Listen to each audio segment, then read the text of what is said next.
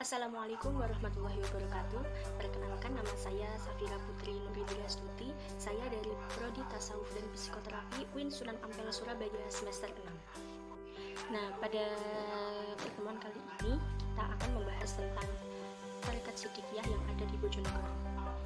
Nah, sebenarnya di Bojonegoro ini tarekat ada dua ya yang berkembang di masyarakat, yaitu yang pertama tarekat Naqsabandiyah yang letaknya di Pademangan Bojonegoro, yang kedua tarekat Sidikiyah yang saya teliti ini berada di Dander Bojonegoro.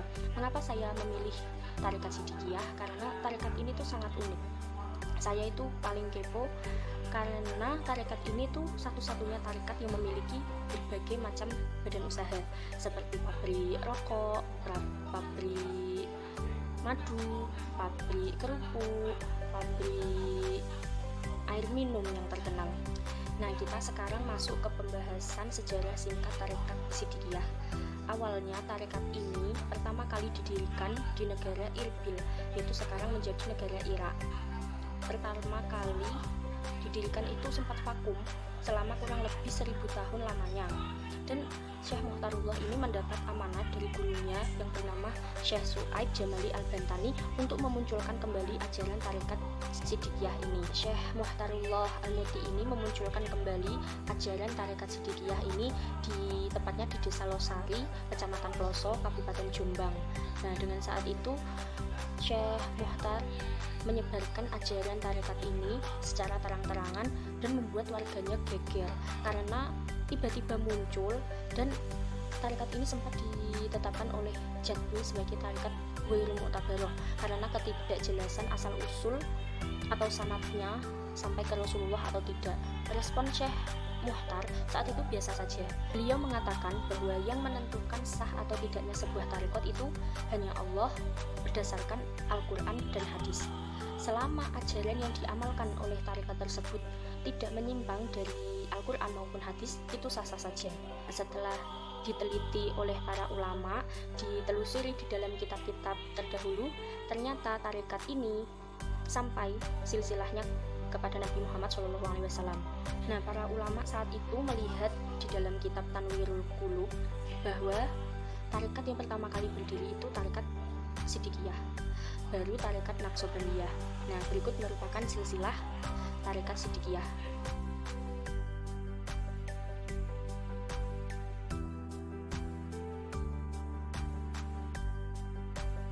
Nah, setelah kita mengetahui silsilah tarekat Sidikiyah ini yang sampai ke Nabi Muhammad, kita sekarang masuk ke sektor ekonomi yang dibangun oleh Syekh Mukhtarullah. Syekh Mukhtar ini ingin mengembangkan tarekat atau menggait para jamaah baru dengan cara membangun beberapa yayasan pendidikan Sidikiyah yang tersebar di beberapa kota di luar Jombang. Nah, seperti di kota Kediri, di Bojonegoro juga ada, di Malang, di Mojokerto, dan di mana-mana. Hingga keluar Jawa pun ada. Selain mendirikan yayasan pendidikan, Syekh Mukhtar juga mendirikan beberapa macam usaha. Yang paling terkenal pada tahun 2001, Syekh Mukhtar ini mendirikan pabrik air mineral yang diberi merek Maqo, yang berasal dari kata Ma'an Godaqo yang diambil dari surat Al-Jin ayat 16. Ini rasanya sangat segar karena saya pernah merasakan ya, waktu wawancara ini kan orang yang saya wawancarai ini adalah ketua wilayah pemimpin cabang tarekat Sidikiyah yang ada di Jawa Timur, yang membawahi 32 kota di Jawa Timur. Nah, itu air mineralnya di situ adalah Maqo. Nah, saya sempat meminumnya dan rasanya tuh segar banget. Selain rasanya yang segar karena diambil dari pegunungan langsung, air ini juga bisa digunakan sebagai media terapi karena air ini mengandung doa dari Syekh Mukhtar sendiri dan santrinya. Kemudian diminum, insya Allah bisa menyembuhkan beberapa macam penyakit. Kita masuk ke badan usaha yang didirikan oleh Syekh Mukhtarullah yang kedua yang sangat terkenal, yaitu beliau membuat pabrik rokok. Dan rokoknya ini sangat terkenal karena bahan utamanya selain tembakau yaitu rempah-rempah, karena rokok ini memiliki bahan dasar yang alami seperti ya tembakau tapi dengan campuran rempah-rempah pilihan. Rokok ini bisa dijadikan sebagai media penyembuhan berbagai macam penyakit dari yang berat hingga keringan. Yaitu seperti contoh customer yang pernah membeli itu memberikan review bahwasanya dia itu mempunyai riwayat penyakit batu-batu atau pusing atau apa gitu langsung sembuh ya beberapa kali pemakaian. Kalau menurut bapak saya, karena bapak saya itu udah pernah beli rokok ini, rokok kretekan isi 12 yang harganya 35.000. Menurut bapak saya tuh rokoknya itu nggak berat ketika dihirup, masuk paru-paru itu nggak berat, dan asapnya itu tidak berbau seperti tembakau, seperti rokok layaknya.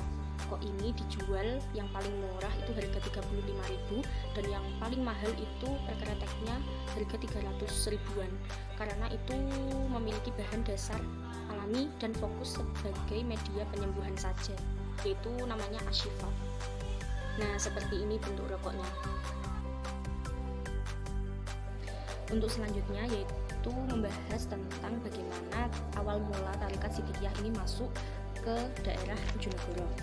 Nah, tarekat Sidikiyah ini masuk ke Bojonegoro dibawa oleh Gus Orip pada tahun 1976, sekitar tahun segitu. Nah, hambatan atau kendala yang dialami Gus Orip itu sangat beragam.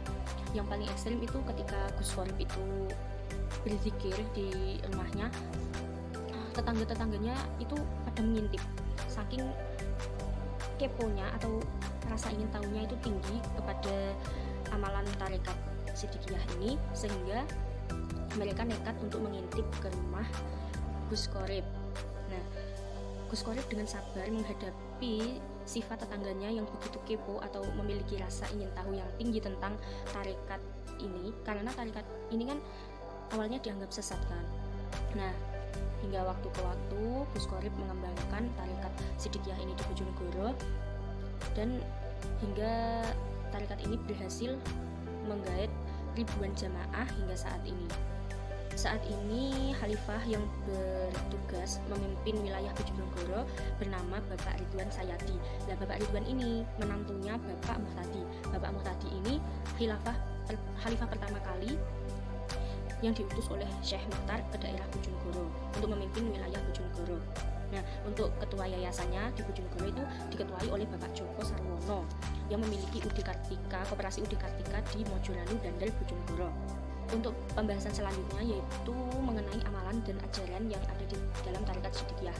Nah, pastinya setiap tarekat itu memiliki amalan dzikir yang berbeda atau yang unik, tergantung mursyidnya. Dalam tarekat Sidikiyah ini ada 7 macam amalan yang harus dilakukan oleh sang murid. Yaitu yang pertama, dzikir, jahar, nafi, isbat. Sebelum melakukan dzikir ini, ada beberapa hal yang harus dilakukan oleh para murid, yaitu yang pertama, puasa 3 hari, selanjutnya mandi taubat, yang ketiga, sholat sunnah. Taubat dilakukan setelah sholat fardu, dan membaca tawasul, kemudian beristighfar. Yang kelima, sujud nasuha. Yang keenam, sholawat kepada Nabi Muhammad. Yang ketujuh, baru melakukan dzikir jahar sejumlah 120 kali nafi isbat setiap habis sholat. Nah, untuk yang selanjutnya yaitu dzikir siri. Nah, dzikir ini dilakukan di dalam hati, yaitu dengan membaca ism zat sebanyak 300 kali dengan diselingi tarikan nafas. Yang ketiga, dzikir tobib ruhani 7 hari, yaitu sesuai namanya dzikir ini menyebut ism zat sebanyak 300 kali selama 7 hari berturut-turut. Yang selanjutnya yaitu tobib ruhani yang dilakukan sama seperti yang dilakukan ke 7 hari tadi, cuma ini dilakukan selama 40 hari. Yang selanjutnya yaitu zikir Fatihah. Yang selanjutnya yaitu zikir ayat nur. Yang terakhir yaitu khalwatan. Ada juga 8 amalan yang dilakukan oleh murid tarekat Sidikiyah yang wajib diamalkan, yaitu yang pertama, berbakti kepada Allah, yang kedua, berbakti kepada Rasul, yang ketiga, berbakti kepada orang tua, yang keempat, berbakti kepada sesama manusia, yang kelima, berbakti kepada negara Republik Indonesia, yang keenam, berbakti kepada tanah air, Yang ketujuh yaitu sanggup melakukan amalan yang diajarkan di tarekat Siddiqiyah. Yang kedelapan yang terakhir yaitu menghargai waktu. Nah, sekian informasi tentang tarekat Siddiqiyah yang ada di Bojonegoro yang bisa saya sampaikan. Nah, saya ini berdasarkan hasil wawancara yang saya lakukan oleh Bapak Dwi Agung pada tanggal 21 Juni 2021. Saya pergi ke rumahnya. Berikut adalah cuplikannya.